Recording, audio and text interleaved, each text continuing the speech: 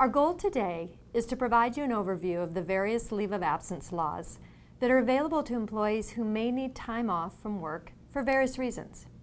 You've probably heard of the FMLA and the Americans with Disabilities Act. Having an employee absent from work can present challenges for managers who have operational goals to meet. The challenges increase when that time is taken on an unplanned, intermittent basis.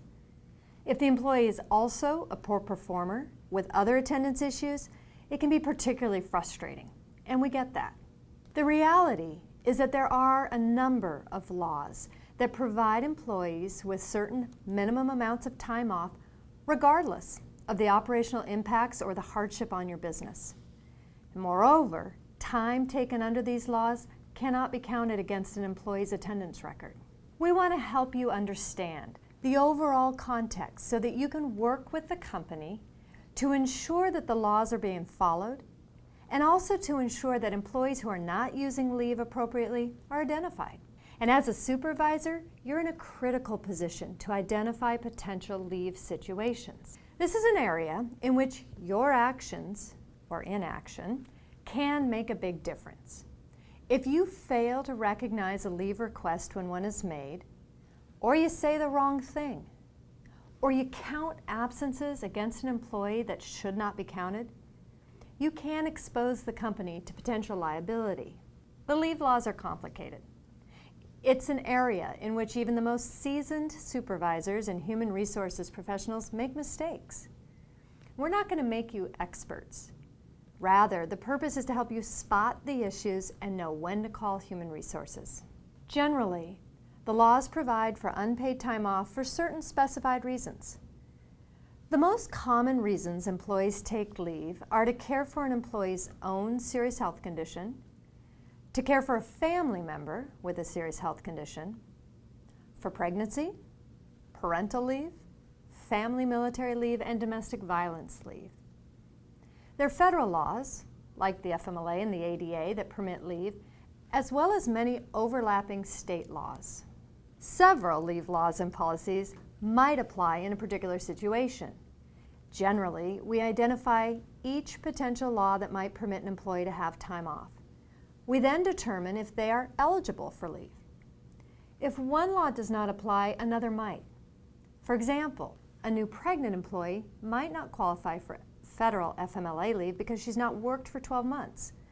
But she may still have the right to take time off under state laws that apply to pregnancy disability. In other circumstances, 3 laws might apply all at the same time and run concurrently.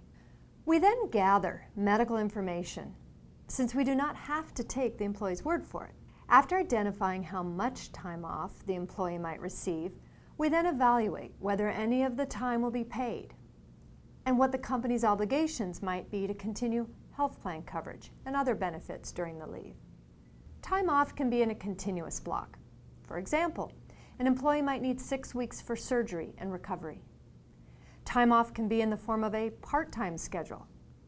For example, someone who needs 6 weeks of cancer radiation treatments every afternoon.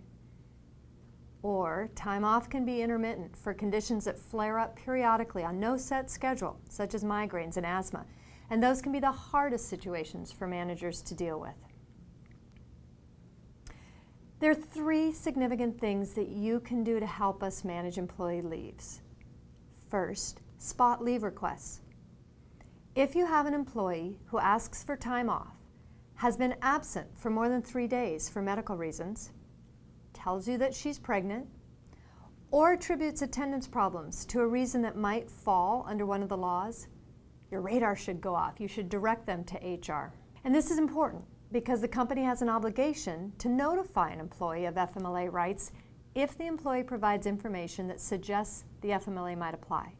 Second, if an employee has been approved for leave on a sporadic, intermittent basis, it's okay to ask them why they were absent on a particular day so that we can verify that the reason is consistent with their leave approval. So keeping your ears open for potential abuse is important. Third, address performance issues separately. Nowhere in the leave laws does it say that good performers get one set of rights and poor performers have lesser rights. If someone is not performing, you should use all of your regular tools and strategies to address it.